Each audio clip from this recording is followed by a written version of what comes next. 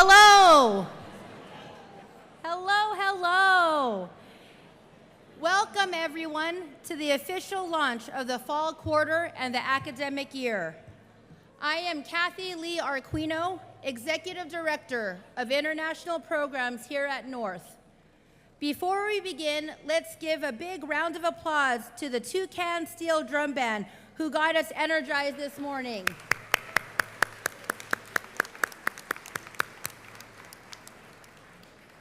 Listening to their music made me imagine that I was on a tropical island somewhere off of the coast of Thailand, so thank you for that. I know you're not strangers to North, so we are very glad you could be on campus today.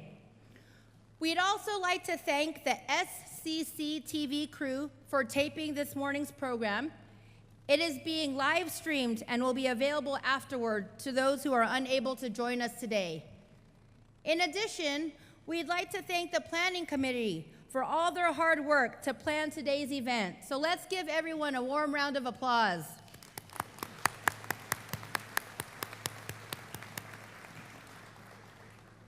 Just as a friendly reminder, please silence your phone ringers so everyone can enjoy the program.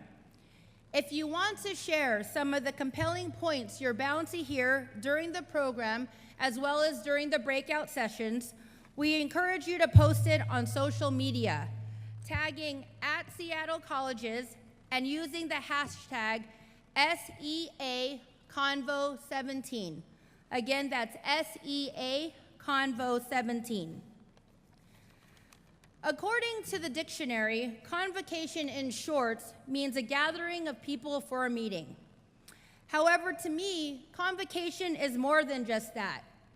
It's a time to reconnect with old colleagues and friends, a time to meet new colleagues and make new friends, a time where we remember how each of us contributes to our community as well as the Seattle Colleges District mission, an important time to reflect on how we are important for our students and a part of their educational journey, because not only are we teaching them, but we're also learning from our students.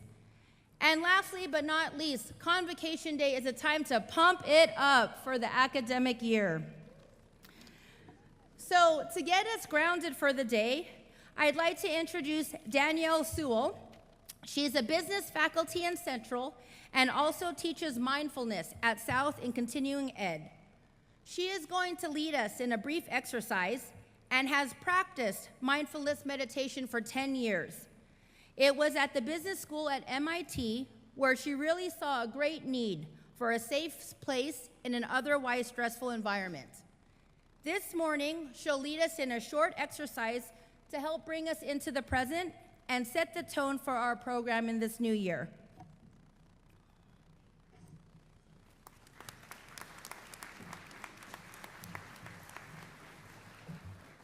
Thanks, Cathy Lee.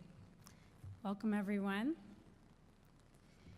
So just you can think of these next few minutes as just something for you. So nothing to do, no obligation, no kind of place you need to get to or thing you need to think about. Just a moment to really take a break.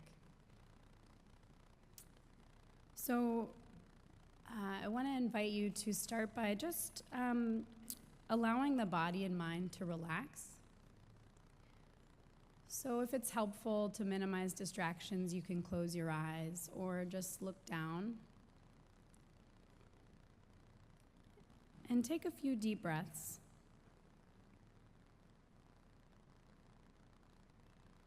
And as you breathe out, you might imagine the body relaxing.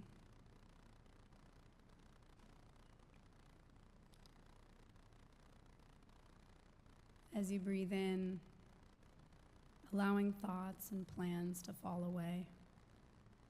Conversations, to-do lists, plans. Just setting that aside for a few moments, knowing that it doesn't need to be figured out right now.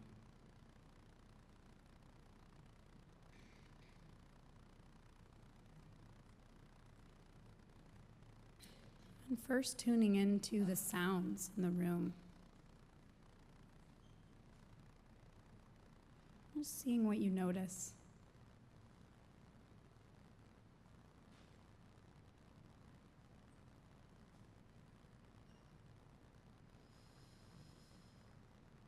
And then bringing your awareness in a little closer to your own head and face.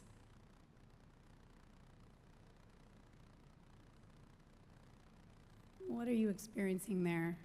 So you might notice the area around the eyes, the brow. You might notice tension there.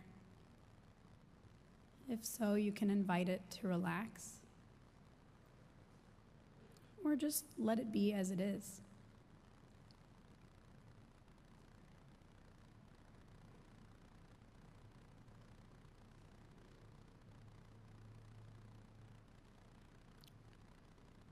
The head and the face are connected to the neck and the shoulders.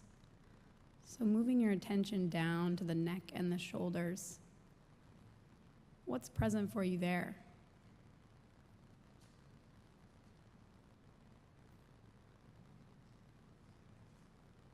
Again, you might notice the feeling of the muscles, tension, or calm. There's no thing to do or right thing to notice, just whatever's present for you.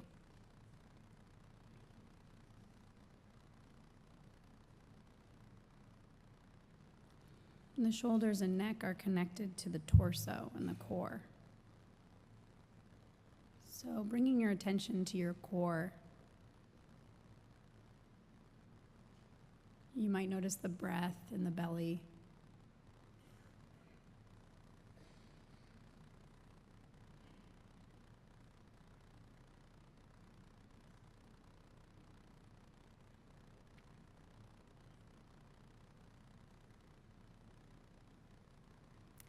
The core is connected to the legs and the seat and the feet.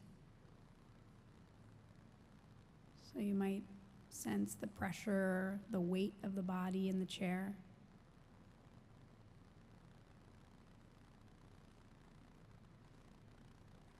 Perhaps you notice your feet on the ground.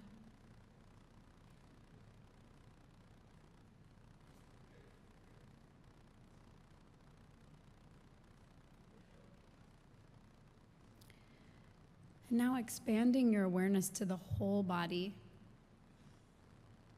in the chair or standing.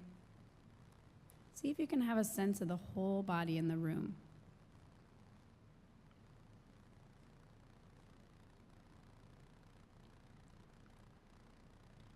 So here we can see that it's not so much a collection of individual parts, but connection, all connected to a whole. So nothing can work individually, but all of the parts are necessary for the whole to work. All of the parts support us in moving around and caring about our day, standing, walking, doing the tasks that are important to us.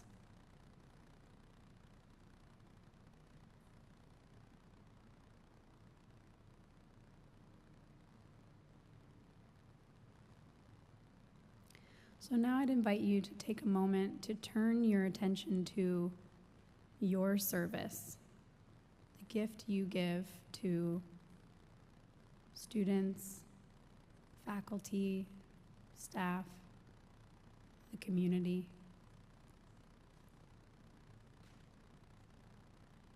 Each of you has a service, a gift. What is that?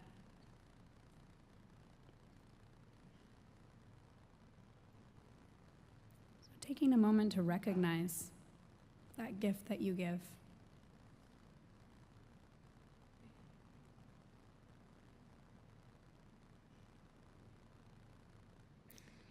And last, expanding your awareness to the whole.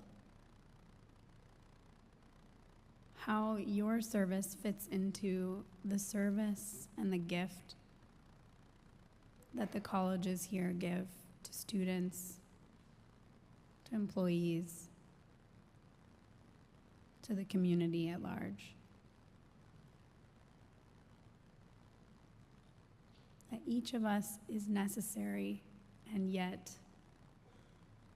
each of us needs the rest. We're connected to the whole.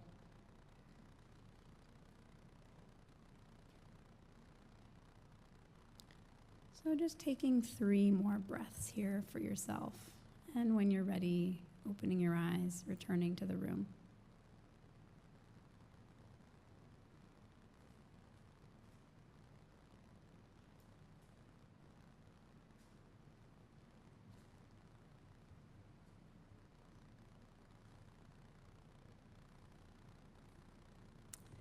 Thank you, and have a great convocation and a great school year.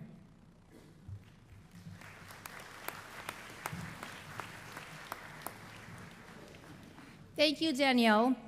What I was thinking about during that exercise is that since this week is International Student Orientation, we've had many international students on campus. At first, when they're looking quite lost, they're a bit nervous and shy, but then knowing that in a few weeks they're going to be more comfortable, confident, and have that feeling about, I'm cool, don't worry, I got this.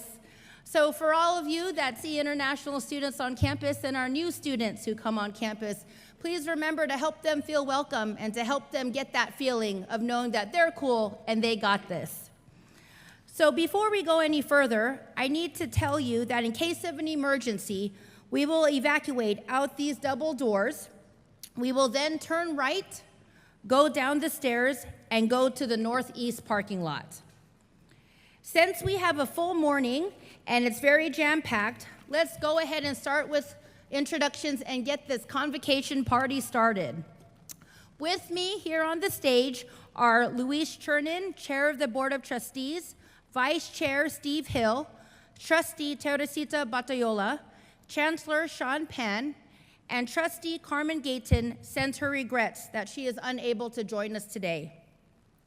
Members of the district leadership team are in the front row. As I call your name, please stand. Central President Sheila Edwards-Lang, North President Warren Brown, South Interim President Peter Lortz, Maureen Shader, Interim Dean of Instruction and Community Partnerships, Kurt Buttleman, Vice Chancellor for Finance and Technology, Dave Blake, Vice Chancellor and Chief Human Resources Officer. So let's give another round of applause for everybody on stage as well as our guests.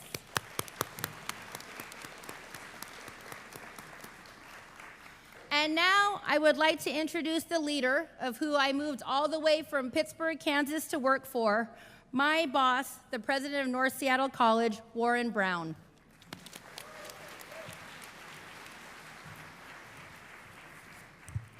Great, thank you, Cathy Lee. And I want to welcome everyone to North Seattle College for Convocation 2017. I have a question first to start off. I'm curious how many people, today is the first time you've been in the Roy Flores Wellness Center. Raise your hand if you may. Okay. Wonderful. So no matter if this is your first time here at North Seattle College or if you're a returning employee, North Seattle College, really like the Seattle College District, always tries to reflect change and lead change. And speaking of change, what I wanted to do was kind of look 3 years to our past, so going back to 2014, and also 3 years into our future, so 2020. So in 2014, you were here at North Seattle College for our convocation, and at that time, you helped North Seattle College open our Human Services, Health Sciences, Student Resources building, so our HSSR building. And today, for lunch, you will also be in that same building. So that was 3 years ago when you were here at North Seattle College. Now looking 3 years into the future, it'll be 2020 when you all come back to North Seattle College. 2020 will be an important year for North Seattle College, as that will be our 50th anniversary, and we're really excited that you all will be here to celebrate that with us. But beyond 2020 and the celebration of our 50th anniversary, there will be changes that are reflected in the broader North End. The light rail station may open early in 2020, so we're excited by that. Also in 2020, there will be a pedestrian overpass bridge from the Northgate Mall, the light rail station, to the college. We're looking forward to that as well. But also what you will find in 2020 is, assuming the state has a capital budget, and we're kind of not holding our breath, but we're optimistic that'll happen. North has a $32 million major renovation of our library building, which is a 100,000 square foot building. And by 2020, we hope that there will be advanced work happening to get the library building up to the state of the art for our students and for our staff. So that's looking 3 years in the past, looking 3 years in the future, but I do need to talk about Convocation 2017. So as the host college, the president of the host college, we're always asked to say a few words about the college. And that's very difficult for a college president to only say a few words, spend a short amount of time to highlight the wonderful things that are happening on a college campus here at North Seattle College. So what I decided to do was I would engage the chancellor, because I know he's into data. So I thought, well, if I only have a few minutes, let me try to persuade him that I need a lot of time. So what I decided to do is I have 6 slides that I'll share with you in just a bit. And they say that a picture's worth 1,000 words, so I figured 6 slides, that's what, about 6,000 words, right? And then if you figure out how many words goes into a page, that's about 12 pages of double-spaced text. So I told the chancellor I needed at least 30 to 40 minutes just to brag about everything that's going on here at North. And the chancellor gave me this funny look, and I realized that he was really trying to save face for me. Because the reality is, the chancellor, and many of you know that if I speak for more than 5 minutes, I have that smooth jazz voice, the late night radio voice that will lull you to sleep. So I think the chancellor was afraid that if I speak for more than 5 minutes, my smooth jazz voice will lull you to sleep. And I think that's actually one of my superhero powers, is I can make you comatose. So, but the chancellor didn't tell me just keep it to 5 minutes. He didn't tell me that. Instead, he kind of looked at me, and I knew he was trying to come up with some excuse for me to keep it short so I can save face. And he said, Warren, you need to keep it short because of achieving system integration. And I'm like, what does ASI have to do with my speech? I don't know. But that was the rationale. I think he was making sure that I kept things moving. So for ASI, I will keep it short, and I have slides to share with you about some of the highlights that are happening here at North Seattle College in 2017. So the first slide. North Seattle College, like many of our colleges in the district, we're always trying to be responsive with our instructional programs, and you could see that we have 3 new programs coming online, and we're really excited for that. And I just want to take the moment right now to acknowledge the faculty, the deans, the administrators that have been responsible for generating these new programs. Can you just raise your hands and be acknowledged, please? Come on, raise your hand. Yeah, there you go. Great. Thank you. So the next slide, moving towards my 5-minute timeline here. One thing I'm really proud of is this summer I had an executive team retreat, and one of our major missions there was to construct a non-instructional program review process. We put a lot of time into it, and we're proud to say that we have finalized it, and we're one of only a handful of colleges in Washington State that have not only an instructional program review process, but a non-instructional program review process.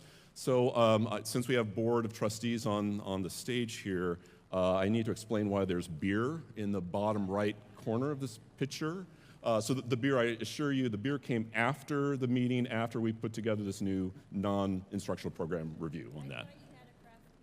Oh yeah, so craft beer program is the suggestion. Maybe we should go for that. All right, the next slide. North Seattle College, we have great IT and web staff here. There's a picture of Nico. We unveiled our brand new website, and I don't know how many computer monitors on his desk or the amount of time that was put by both Nico and the web services staff and IT to make it happen. But web services staff and IT, can you raise your hand so you can be acknowledged for all of your hard work for developing our new website?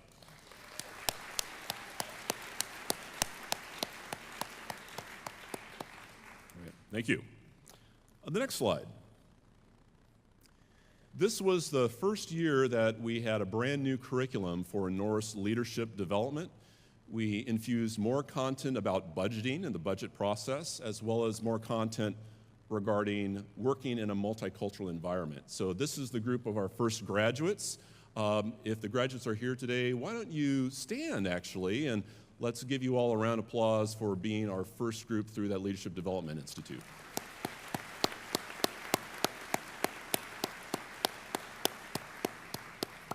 Great. Thank you. And the next slide. The 13th year, there have been so many people across the Seattle College District, certainly at South, Central, and North, that are moving towards expanding the 13th year. We know with the City of Seattle's support, both North and Central will be able to add one high school into the 13th year program. I've worked really hard to develop relationships with the principal for Ingram, and that's Principal Martin Flo. And despite all the time and effort that I put in to develop the relationship with Martin Flo and Ingram, which will be our 13th year school, for some reason I decided to share this silly set of pictures with you all. So I think I may have just lost that partnership that I've devoted so much time to. So there's Martin Flo. If you know him, he's a great supporter of what we do in the community college system and, of course, at North Seattle College. But please tell him you did not see the picture of him making fun of himself up there. All right, next slide. And this is the final slide. North Seattle College, like Central or South, there's so many successes that happen with our students. And it's hard for us to share all the powerful stories of what we do to change their lives and what they do to give us life as we work in the college system. So this is just highlighting one particular student group. This is the Rocketry Club at North Seattle College. Resourceful group. You can see from the text that they were one of 3 community colleges that competed in this international rocketry competition. We actually believe that they won, but there was just a slight variation of a few feet where they became the second place club. So we're really proud of the resourcefulness and the excellence of our students. They were so resourceful, they ran out of money for their club, and they hit up several members of the administrative team to find them more money for their travels and to support their rocketry. So it's wonderful to see the great work that our students do, and I just need to say a little bit about each one of the students. So the student that's to the left of the rocket, he's actually moved on to the University of Washington, and we're really happy that he chose to come to North Seattle College. And the student that is on your far left that has a red hat on, he's actually at Seattle University right now, and so we're really proud of his success. As far as the other students that you see in the picture, I've been told they've now been hired by North Korea to help their program. Okay, I had to go there, okay? I had to go there. Okay, well, that's highlighting a few things at North Seattle College. Again,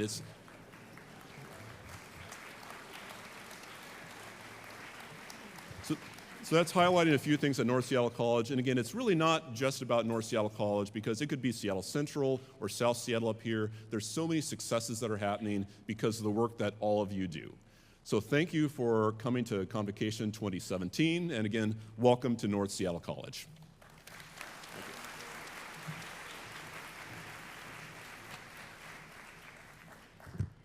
Representatives from our employee unions are also here with some brief remarks. Please welcome Ty Pethy, President of the local Washington Federation of State Employees, Annette Stouffer, President of the American Federation of Teachers, and Bob Sullivan, President of the AFT-SPS.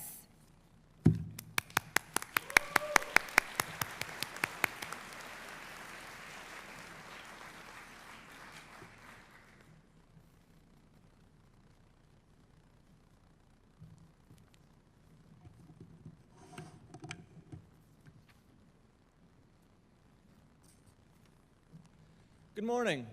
I want to start by giving thanks to all of our hardworking staff who have made today possible. Often our members in facilities, maintenance, engineering, and food services don't get the credit that they deserve.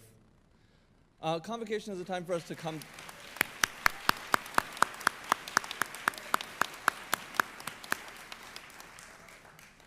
Convocation is a time for us to come together, celebrate our accomplishments, and find inspiration for the coming year.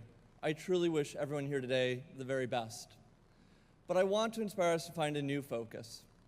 If we look to our faith communities, our traditions of wisdom, and our best academic research, there's really 4 key pillars of personal meaning. Belonging, our relationship with friends, family, and community. Purpose, the service that we provide to the world.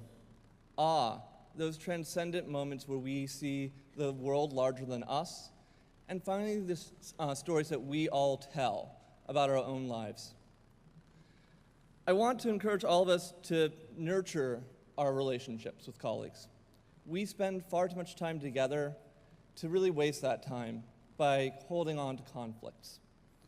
I want us to not lose sight of our purpose. Think about those moments where we've seen students come back to say hi, the moments where they walk across the stage at commencement, or the thank yous that we've all received. Cherish those moments. Remember to occasionally step back and think about our lives. We can all change the stories that we tell about ourselves, and we should all acknowledge what we've lost, what we've gained, and also what the goals that sustain us are. We'll need this strength on this upcoming year. We'll face challenges such as district integration, budget concerns, and also the changing field of education. We'll need the strength to work together to come up with a plan. Together, our differences are our strengths, and everyone has a voice. However, this will take participation from all of us. No one is without value, and everyone is needed in this. So I would encourage all of us to get involved in committees on campus, groups in the community, actively participate in your union, and help make these solutions for our incoming year. Thank you so much.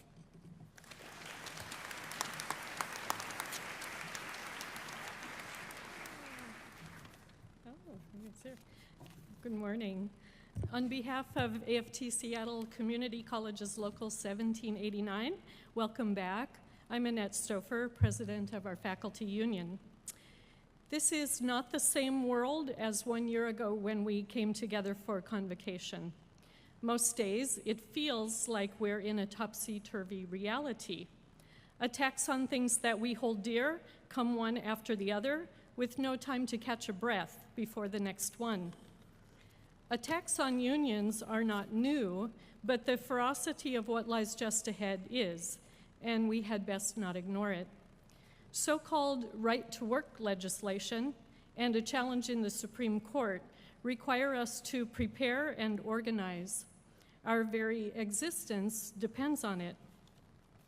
As a child who loved Star Trek, these attacks bring to mind the Borg. They attacked mercilessly wherever they went. They were androids without conscience who forced implants into their victims and assimilated their bodies and minds into a collective. They erased the free will and individual voices of those they encountered. Their ominous warning as they attacked was, "Resistance is futile." In so many episodes, that seemed true, and I have to admit that there were times I was fearful that the Federation leaders that I watched week after week would fall into their clutches. Of course, they ultimately prevailed against the Borg. They combined the genius of individuals to formulate a plan. Then all were united in their commitment to carry out the plan. They not only survived, they turned back the Borg and were more resilient than before. We in our unions can and must use our best ideas to resist the attempts of those who have set out to undermine us. We need to call out right to work for the lie that it is and be committed to being stronger and more resilient no matter what comes along. Resistance is not futile, and we'll see you in the trenches. Thank you.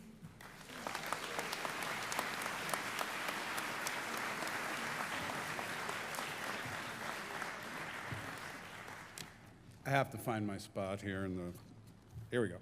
My name is Bob Sullivan. I am president of AFT Seattle Professional Staff Local 6550. The AFT Seattle Pro Staff Union was formed 2 years ago to address the needs of professional staff to organize in order to achieve some job security and respect at work.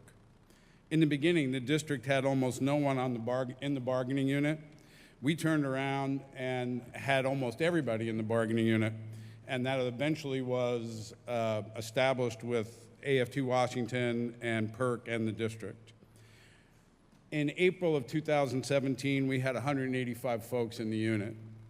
We now have 167. So 3 or 4 people leaving the roster in any given month is nothing new, but losing 18 is quite a big number. Another concern is not being notified when a department is being reorganized, when workflow is changed. We need to be sure that work remains in the bargaining unit. When new positions are created, the union needs to be notified to help determine where the work belongs. We need your help to let us know when conversations begin so we can work with college administration to facilitate change equitably. In October, we'll be going back to the table to negotiate another contract. There are campus meetings in August to help us develop a survey to determine the priorities of the bargaining unit in negotiating this contract. To vote on this new contract, you must be a member in good standing. Represented fee payers do not get to vote. If you are not sure of your status, please contact us. Union work is difficult and often thankless. Union leaders and representatives do not receive additional salary for serving on the executive board administering the contract. We do it because solidarity in our bargaining unit and connecting with our sisters and brothers in AFT Seattle and WFC 304 are key to building a community and trust between one another. I'd like to thank Ty and Annette for all their great work on behalf of their unions. I know we all have challenges ahead. By working together, we can get through them and come out stronger than ever, both as a union and as a district. I wish each of you a great year, and thank you for your support.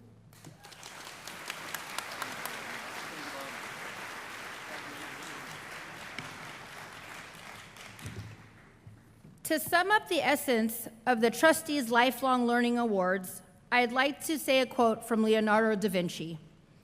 "Learning is the only thing the mind never exhausts, never fears, and never regrets." So here to present the awards are the Board of Trustees Chair Louise Chernin and Vice Chair Steve Hill.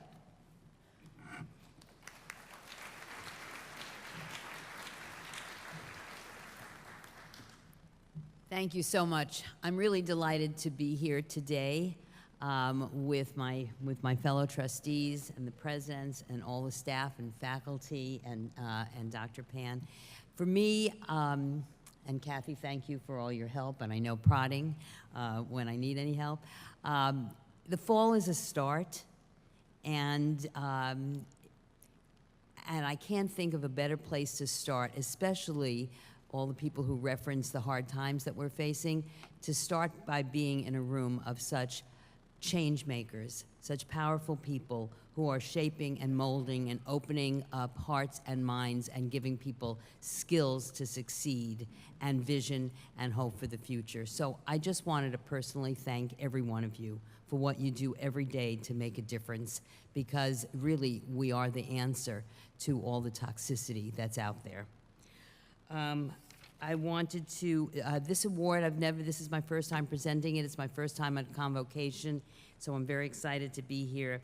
The Trustees Lifelong Learning Award is made in recognition and support of the importance of continued intellectual and professional growth of all members of the Seattle colleges. Conceived 25 years ago as a means of rewarding excellence, its primary purpose is to encourage faculty, staff, and administrators to value and actively pursue learning for learning's sake. The awards are intended for costs associated with professional association meetings, conferences, professional development classes, college coursework, and similar activities which would enhance the awardee's individual, intellectual, and professional development. And for those who spend so much time preparing for your classes and teaching for your classes, we all do know, and you have other lives, what it means to go to all these extra things to enhance your professional growth, as well as prepare you to really prepare our students. So a very special thanks for taking that time. Each of today's recipients will receive $1,500 towards that goal. The awards have special meaning because the nominations come from each of you, from the colleagues of the people receiving the awards, for the accomplishments that you are recognizing. Some of their work will be highlighted in today's program. They also have some words of inspiration for the start of the academic year, and some of us will be speaking those words.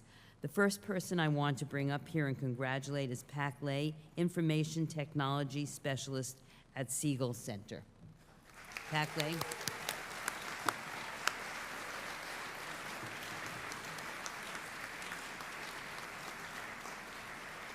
Come on up. Thank you so much. You're going to see, come on up, Pak.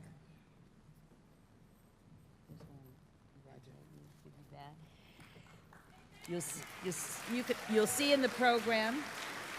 You can stay here for a minute. Yeah. You'll see in the program that Pak was a student before he joined the staff at Siegel Center.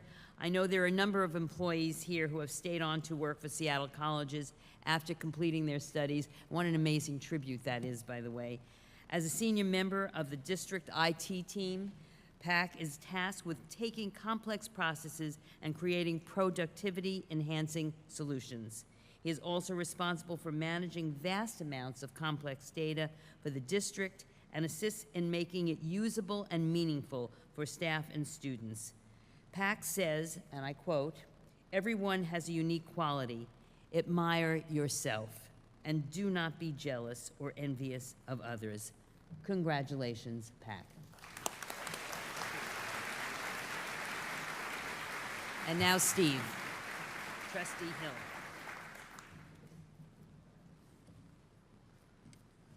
Good morning. I'm pleased to be here this morning.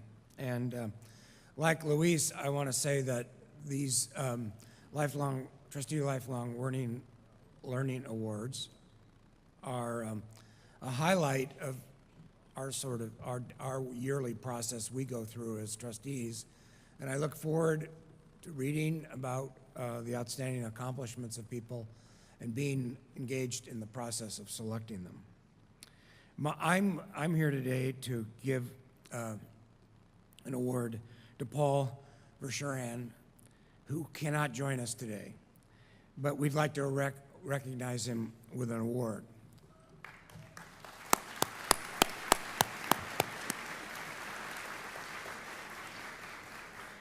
Paul has taken a leadership role with Statway, presenting his experience in teaching twice a year at the Carnegie Foundation in California. He has won numerous awards for helping students succeed in pre-college math.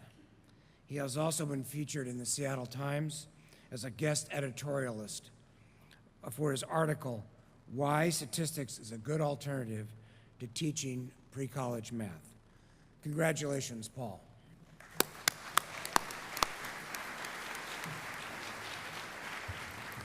Thank you, Trustee Hill.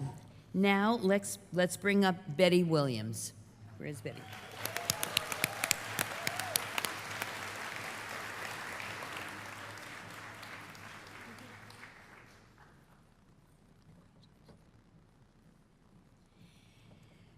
Betty is the Parent Education Program Coordinator here at North. Betty has been with the district for 27 years. How fortunate for us.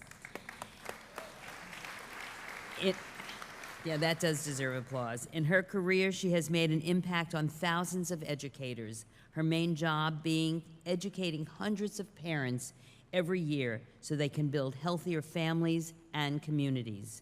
She also oversees more than 40 preschool co-op classes, along with classes at community child care centers, Seattle Public School partnership classes, and parenting support at local homeless shelter programs. I'm going to quote Betty now, as she says, "As a parent education instructor and social justice advocate, I have found inspiration from these two women, and I think their names you will be familiar with and probably have been inspired as well by. Maya Angelou.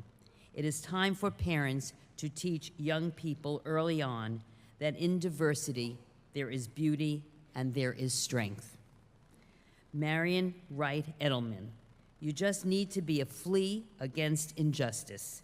Enough committed fleas biting strategically can make even the biggest dog uncomfortable and transform in the biggest nation. Let us hope that is true. Congratulations, Betty. Thank you. Trustee Hill. So now it's my pleasure to introduce Tina Young, the Interim Chief Diversity Officer at Central.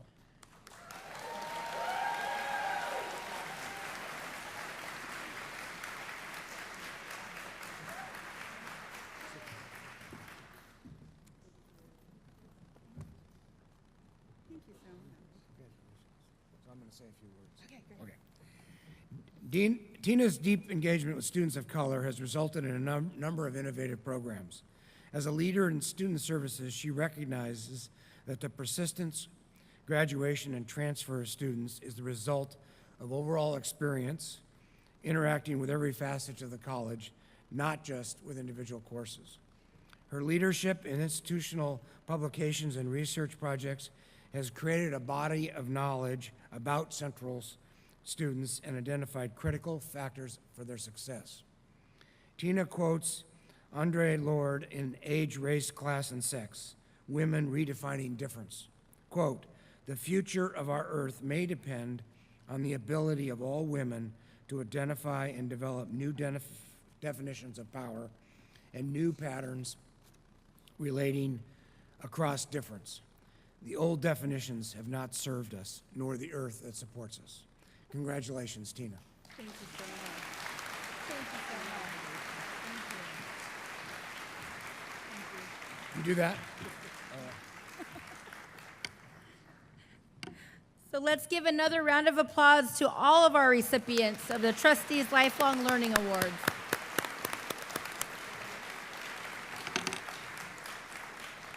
And now it's my great pleasure to introduce Chancellor Sean Pan. Most of us first met the Chancellor this time last year after he had been here just about 2 months.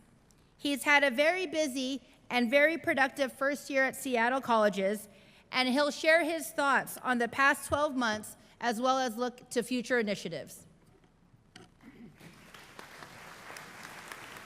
Thank you, Kathy. Good morning. So, Warren, let me remind you, exceeded your 5 minutes by 2 seconds. Good morning, Seattle colleges. Thank you. Thank you all for taking time to join us this morning in launching the new academic year. It is truly wonderful to see colleagues across the district interacting with each other. I hope you'll take advantage of opportunities throughout the day to continue this collegial networking. Let me begin by thanking Dr. Warren Brown and North Seattle Colleges for hosting this year's convocation. On behalf of the Board of Trustees, college presidents, I welcome you to 2017-18 academic year. I do hope, whether you worked throughout the summer months or not, you have found time for relaxation, recreation, recharging with your family and friends. To follow up on the award presentation, I'd like to take a moment to acknowledge another innovation of the year that is truly a pride moment for Seattle colleges. It is an award by the League of Innovation. This year, Seattle College received an award for the redesign of developmental English pathways. For a little history here, this award was established more than 30 years ago by the League to recognize capstone achievements and the spirit of innovation and experimentation upon which the League was founded. This award is designed to recognize innovative programs, practices, partnerships, policies, and activities that improve the ability of institutions to serve students and the community and to honor the work of faculty, staff, and administrators who have implemented these innovative programs. As I mentioned, our district was recognized for the redesign of developmental English pathways. This consisted 3 elements. First, changes in developmental English programs courses at all 3 colleges. Teams from the 3 colleges worked together to redesign our developmental course outlines and programs and placement procedures. These changes were put into place this past 4th quarter. Second, changes to the district English placement test. Concurrent with the curriculum redesign effort was the discontinuation of the Compass, the district English placement test. In a district-wide decision, the Wonderlic Basic Skills Test was adopted by the English Department for English placement at both North, South, and Central. Third element, pathways to developmental English at North Seattle College. Faculty at North Seattle redesigned the process for how students come to developmental and college-level English classes. The redesign helped align the 3 colleges, eliminate barriers for students, and streamline the journey towards college-level English. Thank you again for working together for all of you to make this happen.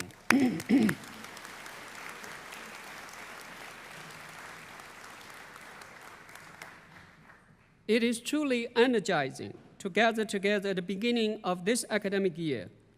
While this morning may feel like many other mornings that have come before us, we must recognize every year is a bit different. While we carry with us our individual experience and wisdom, we must also be ready to bring a fresh eyes to our work, to become aware of the new opportunities, promises, and circumstances that surround us, and be ready to regroup, realign, re-equip ourselves for a constantly changing world and changing community. As you know, we recently completed a 6-month process of strategic planning, guided by our Board of Trustees and distilled from discussions, interviews, surveys by faculty, staff, administrators, and students from inside Seattle colleges, and input and feedback from external stakeholders, including business community leaders, former trustees, and chancellors. The result is our new strategic plan, complete with refreshed mission, vision, values, and goals. This plan defines who we are, what we're about, what do we want to become, what we believe in, and where we will collectively focus for the next 5 years. This plan, it is not just meant for the district office. It is the official strategic plan for all 3 colleges and district office. In the coming months, we'll be working together to complete the major strategies that are aligned to the 3 strategic goals. The 3 strategic goals are first and foremost, student success. Second, organizational excellence and partnerships. While the trustees will evaluate all colleges on the progress and outcomes towards these 3 goals, each college may elect to adopt additional goals, measures, and strategies that distinguish South, Central, and North. When you arrived this morning, I hope you have picked up a bookmark that's showcasing our new mission, vision, and values. If not, they are available on your way out. I do encourage you to become familiar with them, and more importantly, take time to reflect, to reconnect these missions, these statements with what we do. It's through living the mission and practicing the values on a daily basis, individually and collectively, that we will achieve our goals. Together, we are the difference. As we open the fourth quarter, we are keenly aware there are many students who enrolled on our campuses that will be worried about their legal status because of the recent announcement by Attorney General Sessions to end in 6 months the Deferred Action for Childhood Arrivals, or DACA. As an open access institution, Seattle College is deeply committed to the fundamental American values of equity, diversity, and inclusion. We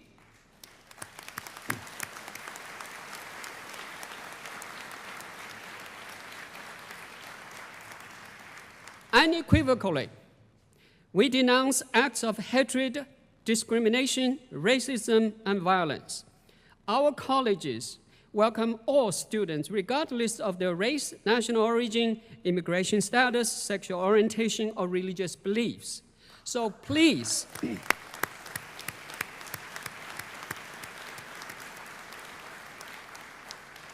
please take a moment to tell your students in your class on the first day that Seattle College is always open to them. We're here to serve them, to help them to achieve their goals and dreams.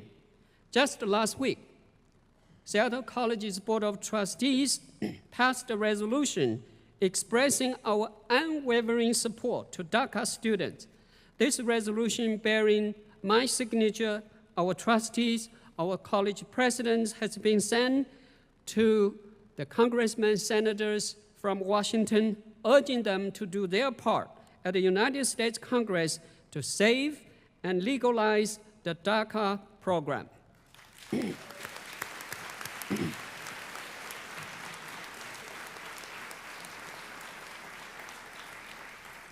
The 2016-17 academic year is behind us, but the work we did carries significance and relevance to the work ahead of us. It was a challenging but also productive year, and together we made significant strides on several fronts. In addition to taking on strategic planning process, we initiated Achieving System Integration. District Office Operations Review Committee and Floating Consultancy conducted a broad, system-wide colleges and district operations. The review led to a set of comprehensive empirical findings and recommendations that will serve our organization, renewal, and realignment for years to come. The Executive Cabinet and College Vice President have met several times the last few months to arrive at the first phase of implementation decisions. I shared those decisions with the district community in July. Next week, we will resend out for everyone to remind we are taking on the work. In addition to those two significant initiatives we took on last year, there are several other accomplishments that's truly worthy of mentioning. President Warren Brown just highlighted the accomplishments of North.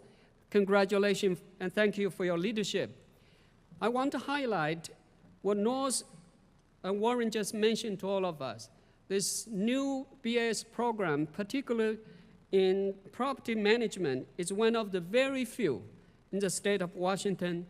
You imagine the work, the need out there in the Seattle area. So this is a timely, much-needed program. North also secured funding, as you recall, to create the new iBest program, one in the IT, another in electronics and robotics. Students from South and Central can also benefit from these programs. At the Seattle Central College, President Sheila Edwards Lane and her staff organized a well-planned, well-executed Central to Seattle 50-year anniversary celebration that succeeded in gathering broad community participation and celebration. College also successfully renovated the Seattle Maritime Academy that is truly a jewel for workers training. They not only serve local students, but also provide on-the-job training, enhancement training to working professionals. Warren Brown mentioned at the South, the 13-year scholarship program had gained significant momentum. With collaboration from students and staff throughout the district, programs was awarded $1.5 million this and next year to expand the program to Central and to North. The mayor of the city council also approved a one-time $5 million budget to further expand the program citywide. As you recall, this is the election year. At least one of the contestants for the mayor is talking about free tuition. We are staying close to this conversation. We believe a free community college education is much needed, it's timely for Seattle, for Seattle's youth.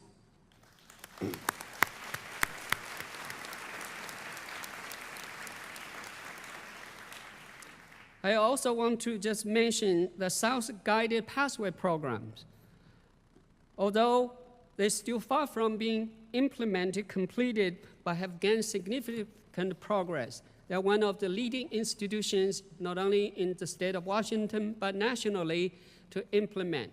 There's a national movement about guided pathways. We need to help students to come to our colleges making progress towards their goal, whether it's transfer or job placement or certification. We cannot continue practice letting students floating, sink, and swim on their own. So this work is likely to be considered by all three colleges in the coming year. District-wide, with active participation of all three colleges, we have gained momentum on enrollment management, in particular with the implementation of a customer relations management tool. The CRM has yielded positive results with regard to capturing the business intelligence on inquiries registration of prospective students. In June, we successfully held our first ever combined commencement. Nearly 900 graduates from throughout the district walked across the stages at Safeco Field on a warm summer night, surrounded by their family and friends and representatives from faculty, staff, and district college leadership. Feedback from the graduates indicates clearly that they thoroughly enjoyed the ceremony. The graduation planning committee, chaired by Vice President of Student Services of three colleges, and the committee members rose up to the challenge of combining long-established traditions, customs at each college to create a new tradition, a new way of celebrating student accomplishments. They did a truly beautiful job of highlighting the achievements of student graduates and congratulating them on their success. Thank you for your leadership and master of planning and execution. In just a short while, we'll hear from one of those enthusiastic graduates. Earlier this year, we successfully received the reaffirmation of a board seat, a board membership to the League of Innovation in the Community College. As part of the process, we highlighted innovative programs across the district during a special presentation to the League's visiting team. It was clear to me, as well as to the visitors, that Seattle College faculty staff have engaged and continue to engage in many collaborative, innovative, instructional, and student support programs in pursuit of excellence in teaching and learning and student success. Again, the iBest program, the redesign of English Pathway, Project Finish Line were particularly praised by the League visitors. I'd like to thank all of those faculty, staff who have had a role in this rigorous process. Innovation is an important component of our institutional values, and we will continue to nurture and support it now and in the future, even in the context of a difficult budget circumstances. These are but a few examples of our common accomplishments in the past year. I hope you'll take to heart the significance of these achievements, particularly under the current political and financial realities both at the national and the state level. Take time to reflect on this because we never want to lose sight of the life-changing impact of our work on so many, especially those underserved. Take time to savor the rich meanings of all you do to serve students on a daily basis, no matter your role. How we support our students can be the difference between the decision for them to stay or withdraw from a class, the difference between finding self-confidence or losing hope, and the difference between walking on the graduation platform or dropping out to the sideline. So this morning, we have invited, and this is a special treat, a group of students and alumni who can make it true and real for us. They will share what the Seattle colleges and their experience here mean to them, and how you, faculty, staff, and administrators have made a difference not only in their educational pursuits, but in life. So please join me in welcoming to the stage our first speaker, Samuel Armijo, a student at Seattle Central College.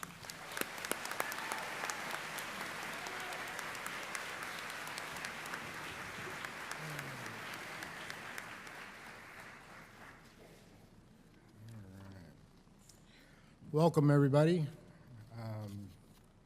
I guess I should quickly, part of why I'm here is to remind all of you too that superheroes out there do that don't always wear their underwear on the outside. So, you know.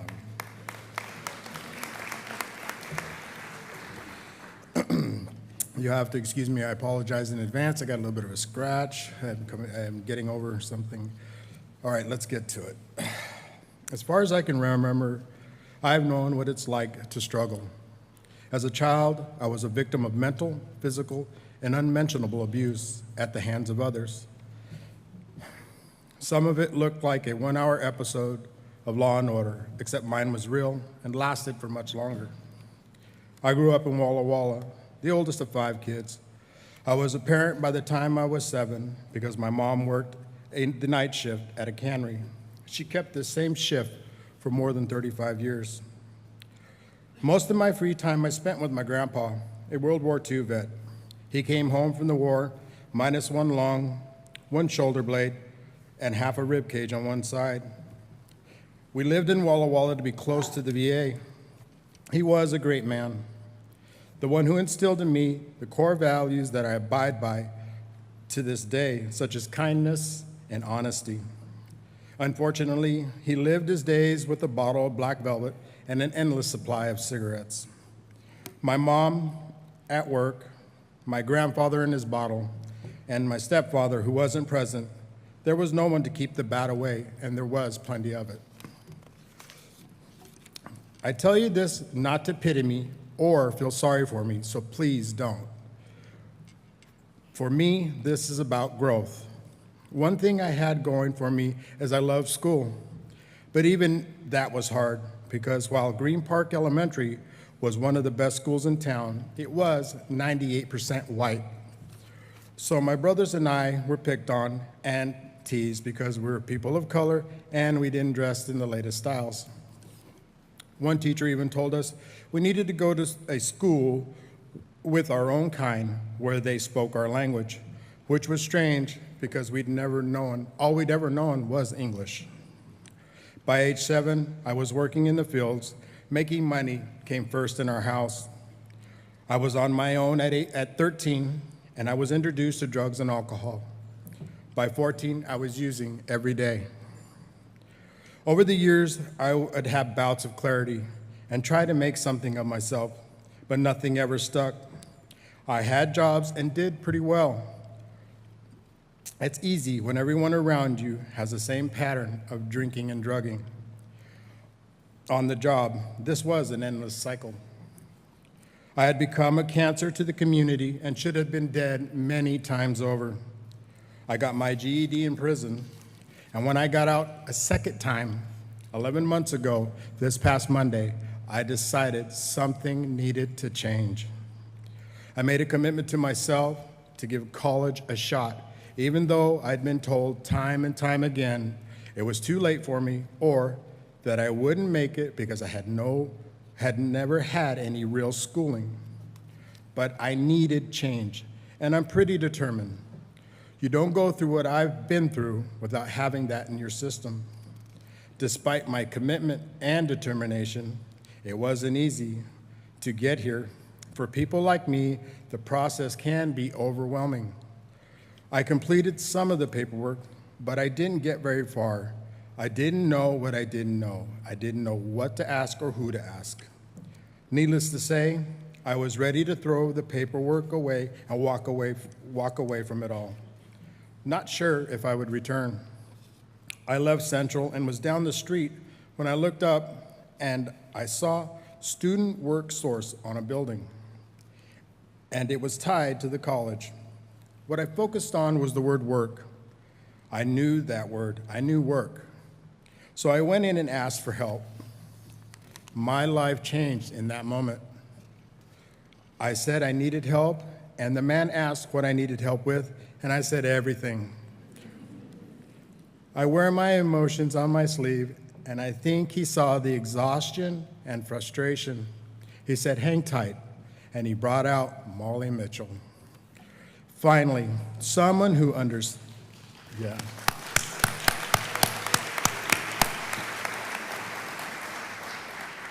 Finally, someone who understood that I had no idea how to navigate the system.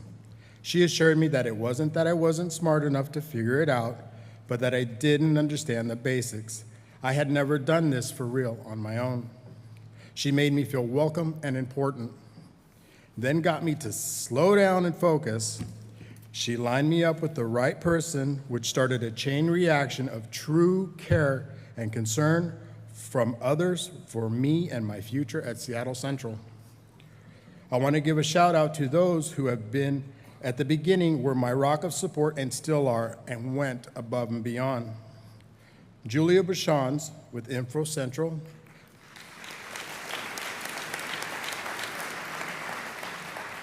Ariana Cantu with Trio. A student by the name of Kira Nork. And of course, Molly Mitchell.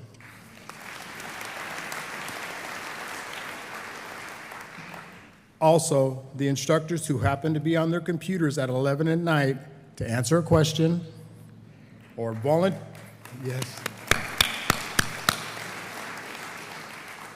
or volunteers who turned down a night on the town because I needed help.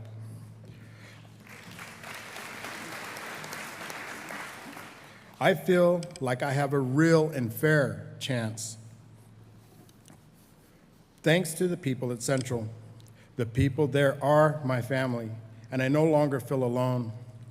For the first time, I know what it feels like to have people who want the best for me and will help me get it. It's hard to describe what being at Central has done for me. Maybe you'll get it with this example. You get up and you go about your day doing the right thing. You don't even think about it. It's normal for you. It's never been normal for me. Not until now. At age 47, have I been surrounded by people who do the right thing every day. The people at Central are my role models, and thanks to them, I too am doing the right thing every day. It's almost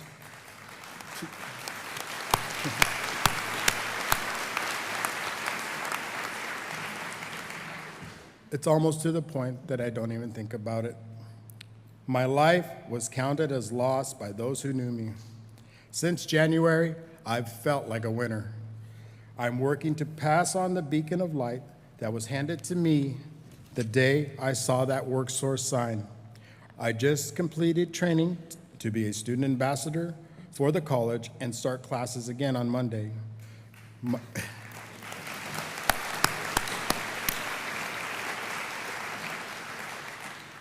My plan is to get my bachelor's degree in health and human services.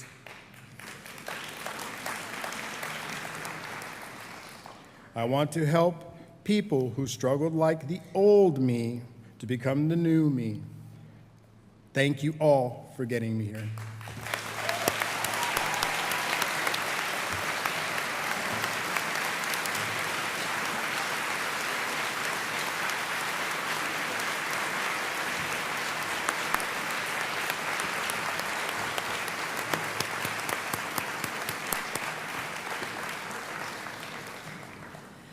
Thank you very much, Samuel, for sharing your inspirational story and your strength, but also reminding all of us to be thankful and remember all the people who continue to help us along our journey. So thank you again, Samuel.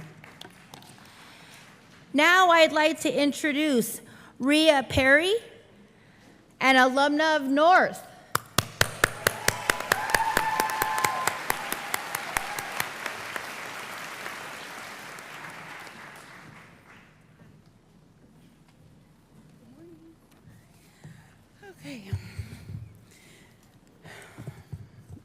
Hi. I'm not the biggest fan of public speaking, but I decided. Thank you. So, a few things I like to ask myself before I present or do a speech. My first question is always, what percentage of my grade is this going to be? This is a freebie, though. So, my father was an educated man, and he believed in education, and grew up in the 50s in Minnesota, an African American with 5 brothers and sisters, and he felt that education was the way that he could elevate himself above his circumstances. He constantly instilled in me the importance of getting an education. I'm a little hard-headed, so it took a few tries, but my father is no longer with us, and while we no longer have the conversations in which he subtly and sometimes not so subtly interjected his desire for me to go back to school, he liked to say things like, you know, your cousin Robin didn't go back to school until her late 20s. That was the easy stuff, but he would throw hardballs like, the economy is in the tank. What are people gonna do? Meaning me. When he passed, I thought the topic of going back to school had gone with him, had passed with him. Maybe I would get the occasional life question or, career, college question, distant relatives on Christmas or Thanksgiving, so twice a year. I have no idea why I ever thought that, because he was such a stickler for education that 3 weeks after his funeral, I received a package in the mail. I recognized the sender, and it was an old college buddy of his. I open up the package, and it's a photo album, one of those, small 5x7 photo albums, and the front has a slot where you can put a picture in. The picture on the cover is my dad, ear-to-ear grin, getting his master's degree from the University of Minnesota in 1975.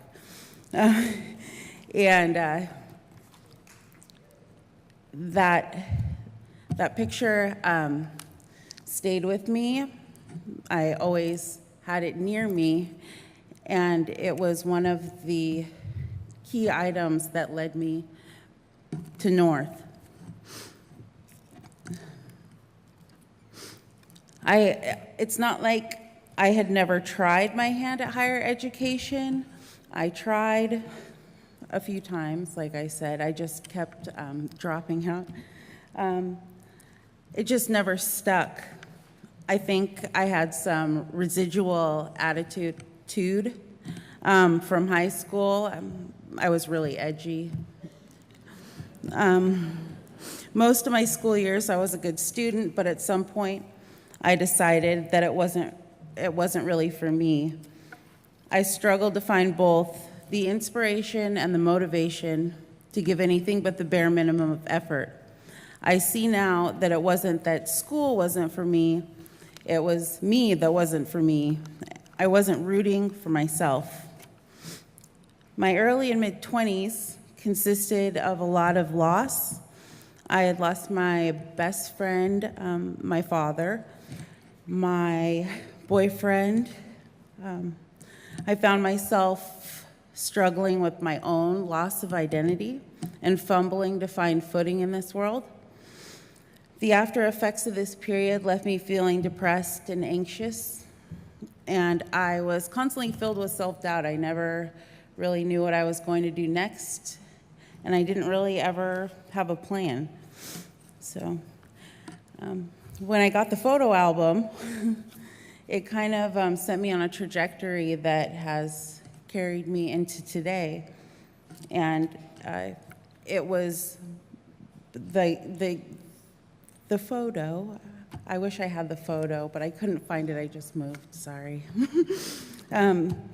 It was more than just thoughtful. It symbolized hopes and dreams, not only mine, but the hopes and dreams that were wished upon me. And every day that I looked at that picture, planted a seed, I would think, okay, maybe I could try one more time. But then the next day I would say, no, I don't think, no, it's not for me. And, you know, I'd oscillate between the two until finally I said, let's do it, okay. So, the photo of my dad brought me to North's front door, but it is the faculty and the staff and all of you that helped me succeed here at North. My first quarter back, I was anxious, and I remember the feeling of doubting myself. I didn't know if I was wearing the right clothes. I mean, who cares about clothes? Just, you know, I just felt awkward, uncomfortable. I wasn't sure if I fit. I wasn't sure if I was going to make it because I hadn't made it so many times. I was constantly having to shove that doubt down.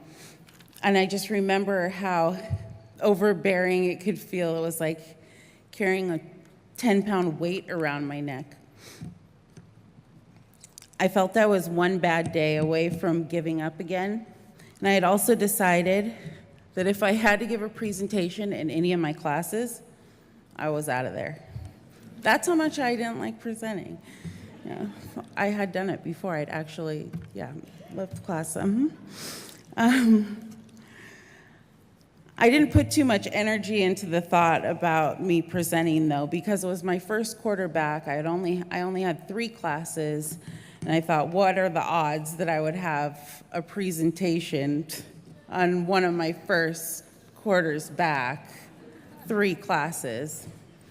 So I think, the odds were great.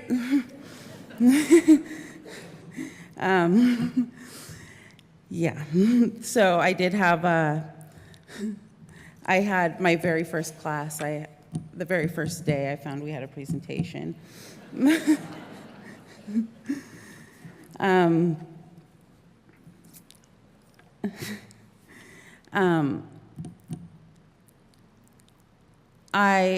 Instead of what I usually did, which was run away, I actually dove in head first. I don't know what it was. I think it was the environment that North had created for me. I felt so comfortable in my classes. My instructors were so warm and attentive, and I felt like I was part of a bigger community. And that is something that kept me going even past the first, second, and third, and fifth presentation that I've done at North.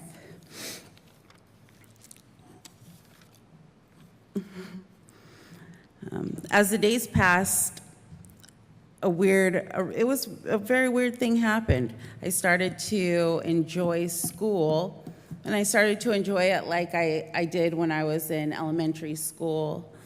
I was excited to get up in the morning, and I was excited to do homework. I was excited to learn.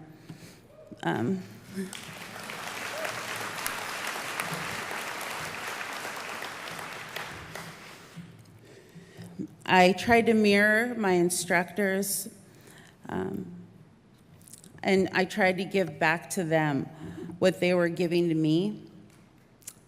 I tried my very best. I did my very best. So back to my presentation. I just can't let it go. My first presentation, I think I was so nervous, I blacked. I don't remember it at all. But when I came to, my class was on their feet clapping for me. And I had spent so much time and so much effort on this presentation. It was one of the most exhilarating feelings I have ever had, because presenting is a weak spot of mine.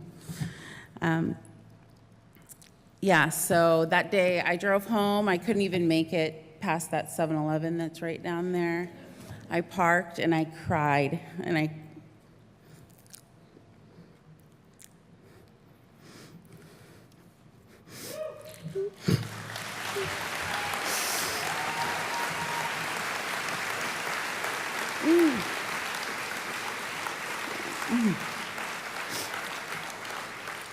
cried because I didn't beat myself down, and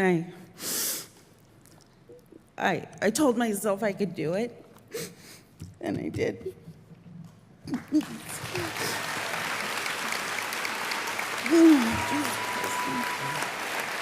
Okay. So, anyways, that was a turning point for me, both academically and personally.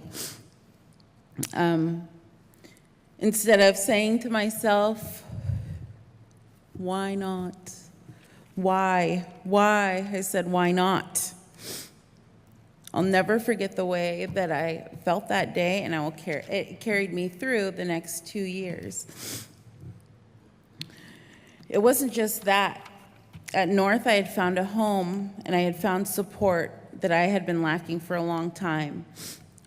Almost every one of my instructors made me feel as if I were their only student. I felt I had a whole school cheering me on, and more importantly, they believed in me. I cannot name just one thing or one moment that explains the deep reverence that I have for this school. I cannot name just one class or one instructor. That is because it is the contribution of each and every one of you that has helped to instill courage and confidence in me. You saw potential in me and all your students, and that potential is sometimes hard for me, to see myself. My personal journey would not have been possible without people like the ones in workforce education who helped me get into my first quarter here at North, the library staff who saved me several hours per quarter by their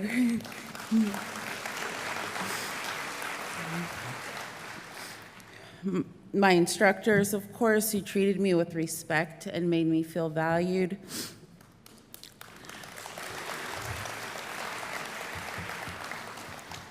The kitchen staff and their student aides who let me follow them around with a camcorder for a school project. I was so annoying they let me do it. They were great, really gracious. The friendly janitorial staff that would lend me an ear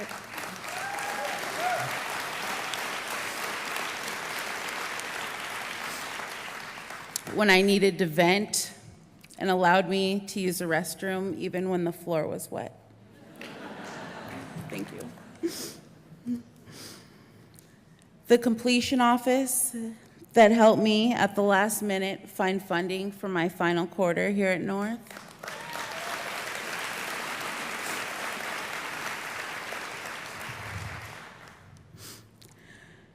The guys in the security office who on several occasions helped me get my keys out of my locked car. I don't know how they got there. Very important. And the past and present people in the student leadership office, they always treated me as if I were one of their own, always had their door open, and always made me feel as if I was part of the team.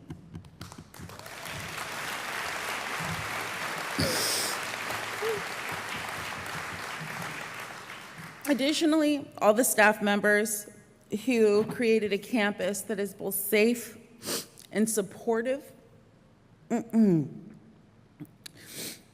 Thank you.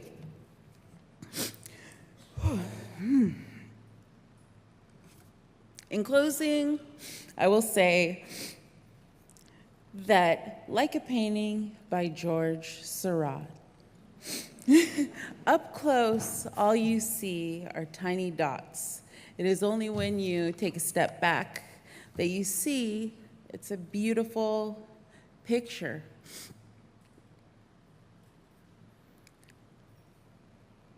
And with that, I want to give you my sincerest, from the bottom of my heart, thank you.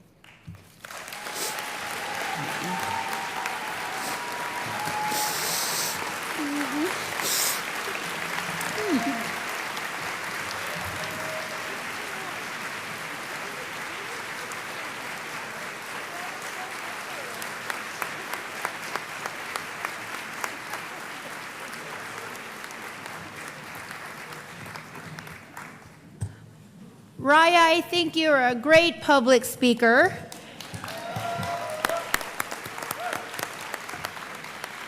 And hilarious, so thank you very much. Now, I'd like to introduce Leonard King Jr. He is an alum of SVI.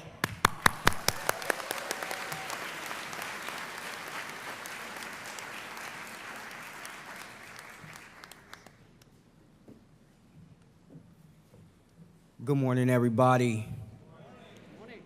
Excuse me, but I gotta say this. If you are happy to be part of the 2017 Convocation, clap your hands. Yes, yes. I got a call from Maria, and I was working, so I didn't get the call and the message for almost a week, and call her back, and she said, we want you to come and speak and, share your testimony on how your experience was with the Seattle colleges. And I felt honored. I can't believe I'm here with you guys today sharing my struggle onto success. So I do want to start off by saying that I was not born to, college degree possessing parents. I was born in the inner city of Chicago, in the projects. Not much success comes from that, but music artists and basketball players. So I was born in a fear and knowing that I was not going to be too capable of doing anything. My neighborhood was so terrible that I had to move up here to have a better life. I didn't even know how to grasp on to what I needed to do to even create a better life, because I was so conditioned on knowing that I was only going to be doing a certain thing with my life for the rest of my life, and my children was going to be doing that same perpetuation of literally falling. But I'm going to tell you guys today what God's done for me with the help of the Seattle colleges. I said, I am honored to be here this morning and thankful for the opportunity to share my story with you. story with a happy ending, thanks to you all. When I enrolled in Seattle Vocational Institute, I was homeless, sleeping on the streets of Seattle, downtown to be exact. My family suffered a house fire, which we lost everything. Along with losing everything, I felt very hopeless. I felt very afraid. With a pregnant wife and a small child, not only was I feeling hopeless, I started to feel my faith diminishing, of losing myself, losing my family, and losing my life. I could not look left. I could not look right. I was already down, so the only direction I could look to was to the light. I fell on my knees on a cold, rainy day in the middle of downtown Seattle. I always was a strong person.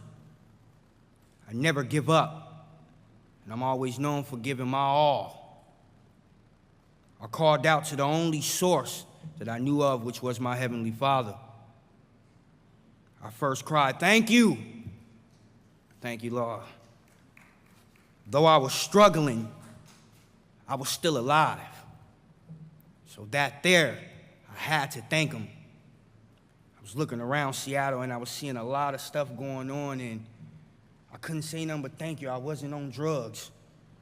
I wasn't living in the projects anymore. I wasn't making wrong decisions that made me homeless. Just suffered an incident.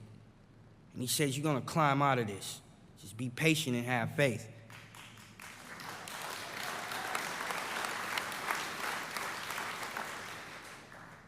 I asked my Heavenly Father for help. I left everything in the hands of the Almighty because I knew I would be picked up by my faith. The Almighty told me I never give up either, and I always give my all. Right then and there, I knew everything would be all right, and I'm here today to say that I am thankful.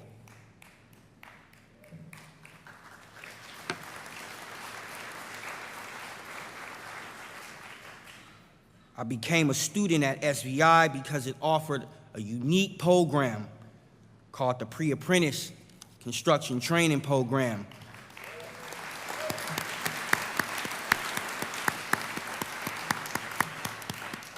I like to say this. It's better known as the Mighty Pack Program.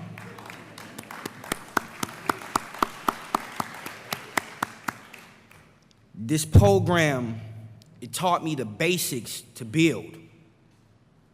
I used these tools to rebuild my family, rebuild my future, and to rebuild my life. These skills taught and opened up a guaranteed pathway of success that I can follow, my children and my children's children could follow. For that I am thankful. Because when you grow up with no skills, you don't even know how to maintain your own home, let alone maintain your own body. So when you gain these skills and you're looking at your own young ones, and you can say, hey, I'm a father now. I know how to teach my son how to carry himself, how to build his own home.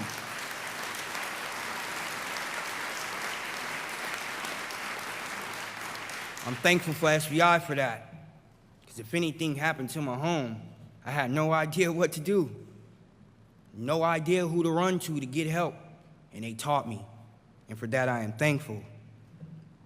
I became the Director of Advocacy and Politics on the Associate Student Leadership Committee at SVI because I saw a vision of success and change for our entire city, and also I wanted to gain knowledge to become a better leader.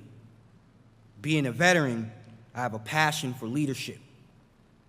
I am a leader who knows change, a leader who understands the obstacles we all face throughout our lives.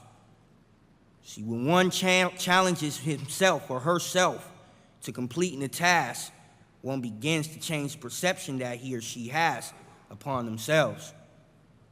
Positivity and motivation is the key. Like I said before, I wasn't that educated or too smart. So when I made the dean's list twice and Thank you, Ms. Dean. I see you, Ms. Dean.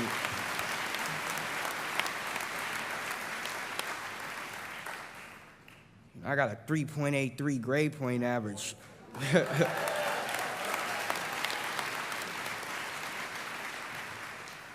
I came up here and I was reading on like a 5th grade level. I didn't know my timetables or anything, you know, so I can't say I skated through high school, but it was just a real struggle because I didn't know the fundamentals of learning.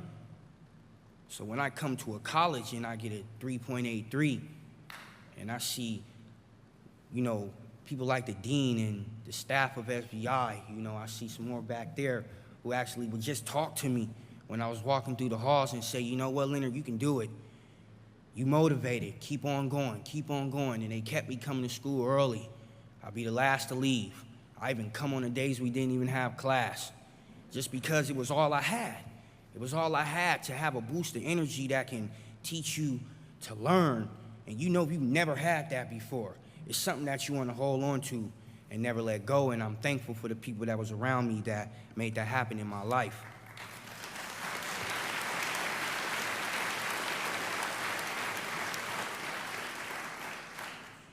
I'm thankful for all the instructors and staff who motivated me to keep striving. In June, I walked across a stage nearly with 900 other graduates, many with stories like mine, many with their own stories, but all of them, like mine, had a happy ending. Thanks to all of you guys. Gotta give y'all a hand clap for that.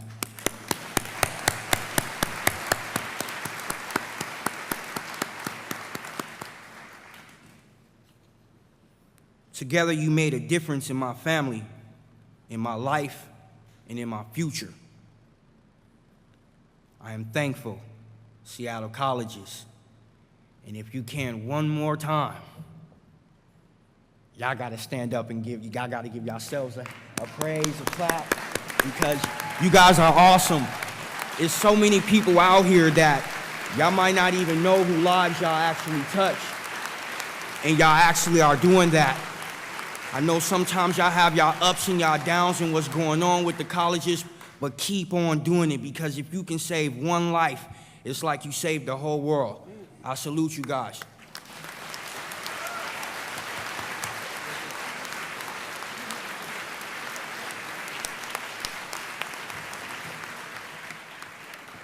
Thank you, Leonard, for sharing your story. I'm so glad I was there in June to actually hear your story twice. It's very inspirational. So now I'd like to introduce Natalia Parker, an alumna of South.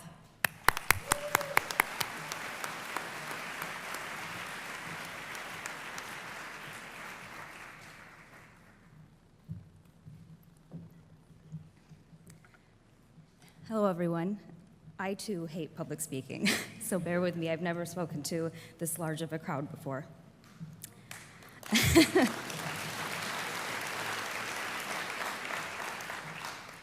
If you would have told me 2.5 years ago that I would be standing here today, I would not have believed it, and I probably would have laughed at you. I was a high school dropout, and I never thought that I was a school person.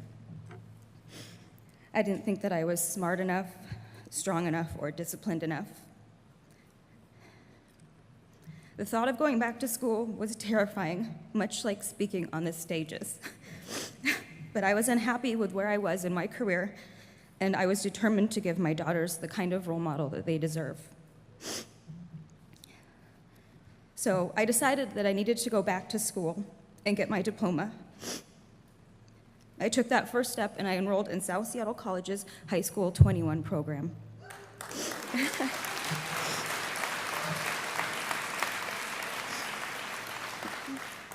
Just with the simple goal of finishing high school. And that was the beginning of the journey that has led me here today. At first it was challenging.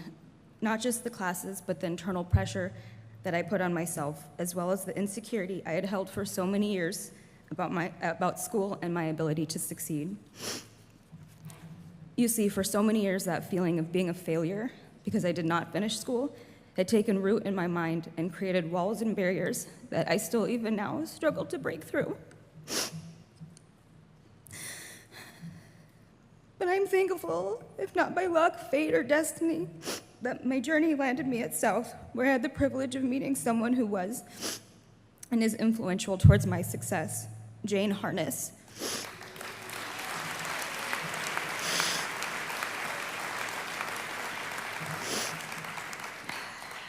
Jane is one of the educators for the program, and she cares for her students. She really does. And I believe that I am proof of that. Jane was the first person who showed me that I had what it takes to be a successful student. And it was through one of her classes, Pathways, that helped me to self-reflect and better understand my strengths and weaknesses, as well as provide me with the various resources that were available to me at South. Pathways did exactly what the name implies, and it provided me with the necessary steps I needed to take to secure a better future and education for myself. During this class, I met another individual who was and is influential towards my success, Aaron Barzin.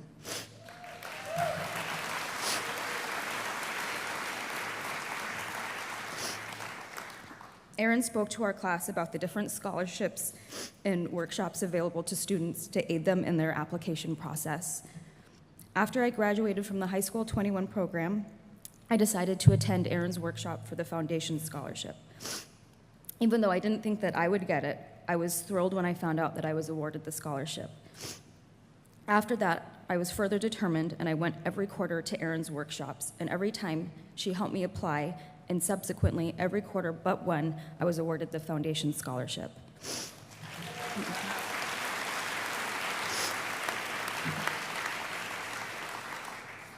Had I not taken the Pathways class and not met Aaron and Jane, and learned about these scholarships, I would probably still be working away slowly but surely on my AA, but I'm not.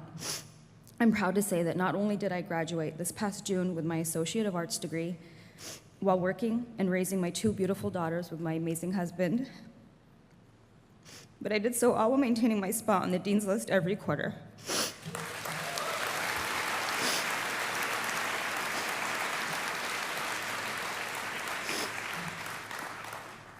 My journey has not been easy, and it has been full of sacrifice and hard work, but I am a firm believer that the experiences in your life that are the hardest have the potential to lead to the most rewarding outcomes. As I'm a first-generation college graduate in my family, I was at times unsure how to proceed with my college education. But the wonderful advisors and staff at South provided me with all of the guidance and support that I needed, and I never once felt alone, lost, or confused. I would be remiss if I didn't thank the various people in my life that have contributed to my success as a student. I want to thank my husband for always believing in me and encouraging me to go back to school, even when I didn't think that I ever could. My parents for their constant support and love. And my daughters for being the inspiration I needed to further my education. Sorry.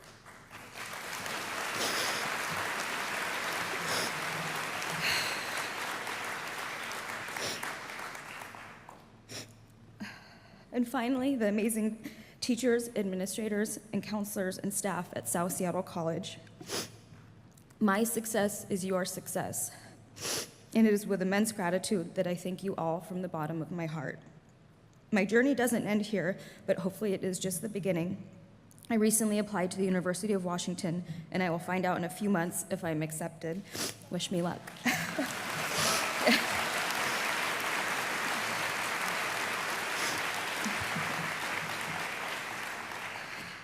In the meantime, I loved South Seattle College so much that I'm now working there part-time as a peer navigator.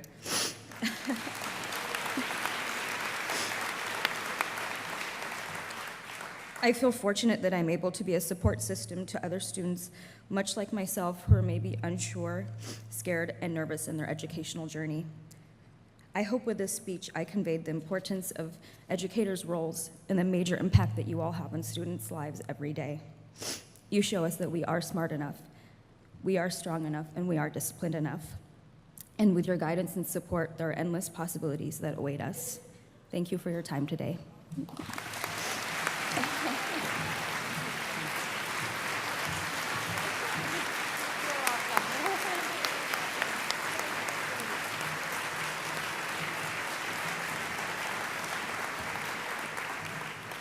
Thank you, Natalia, for continuing to be a role model and inspiration to many people.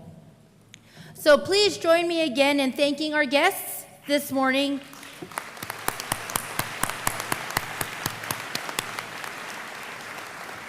And a huge thanks to all of you for all you do to support our students. Together, we are the difference. In conclusion, join us for one of the breakout sessions immediately following this program. Most are located in the HSSR Library and College Center buildings. There are science and volunteers to help direct you. Implementing the strategic plan with the Chancellor, Chair Chernin, and Presidents will be right here in the Wellness Center. The Mannequins and Cadavers Tour will meet at the upper floor of the HSSR building. The SCC TV Tour and Taping Tour is on the lower floor level of the Education Building. And the Sustainability and Wetlands Tour will meet in the courtyard. The cookout is sponsored by our campus bookstore operated by Barnes & Noble. On your way out, please stop by the Barnes & Noble's college table and see the resources available for you to help students out. Back here. So during your lunch, you can also get a sneak peek at the Art Gallery's newest exhibition. It's entitled Speaking Out, Arts and Politics in Words. Something very special is that this exhibit does not open to the public until the 27th, and so we really appreciate the opportunity to see it first. This concludes and wraps up our program. Thank you for joining us and have a fantastic year. Again, remember, together we are the difference.